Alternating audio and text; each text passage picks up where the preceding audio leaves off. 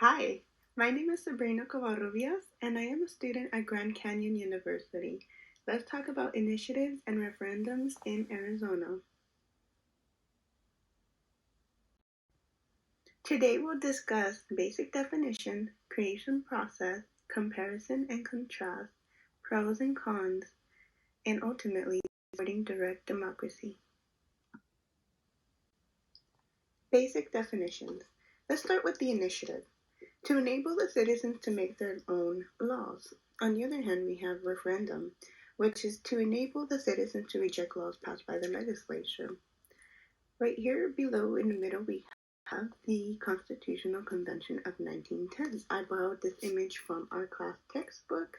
It is basically an image of the 52 delegates who gathered at the territorial capital in Phoenix. Creation process. How do initiatives and referendums get created? Well, they start as a proposal. For initiative, a group of people must gather signatures from a certain number or even percentage of voters to put the idea on the ballot. For a referendum, the government proposes the idea and then puts it on a vote. Now let's compare and contrast. The main difference is that an initiative is started by citizens, while referendum is started by the government. An initiative is usually about making a new law or changing an existing one, while referendum is about accepting or rejecting a proposal that has already been made. Yet, both make laws and propose constitutional amendments, control public spending, and monitor the other two branches of government. What are the pros and cons of each?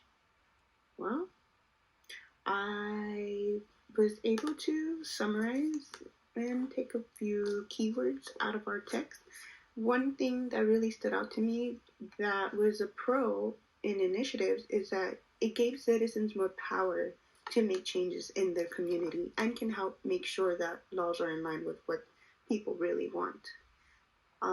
When it comes to referendums, it can help people have a say in important decisions made by the government and can be a way to hold politicians accountable.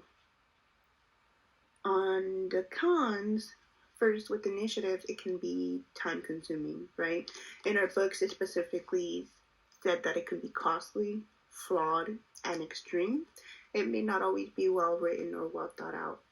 When it comes to referendums, it can be confusing or overwhelming. It may not always be clear what the proposal is about or how our book says loopholes. Not only that, on page 89, it says that the government has a tendency to tread carefully with citizen measures. So those are some few things to keep in mind when it comes to the pros and cons of each.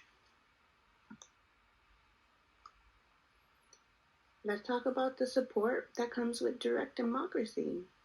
First, the power to change.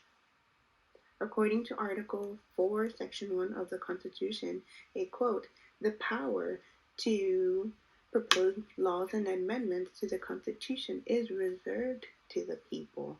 This means that citizens have the power to suggest new law or changes to the Constitution.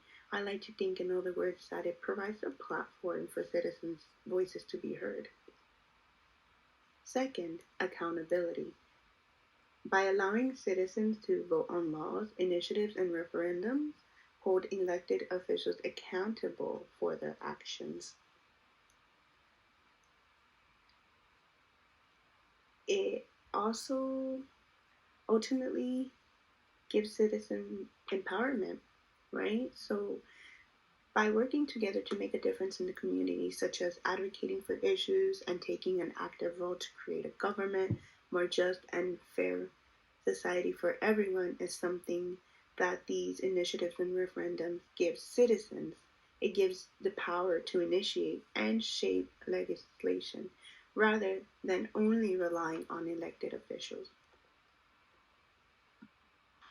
That's all, folks. Thank you for your time and attention. This is the end of the presentation.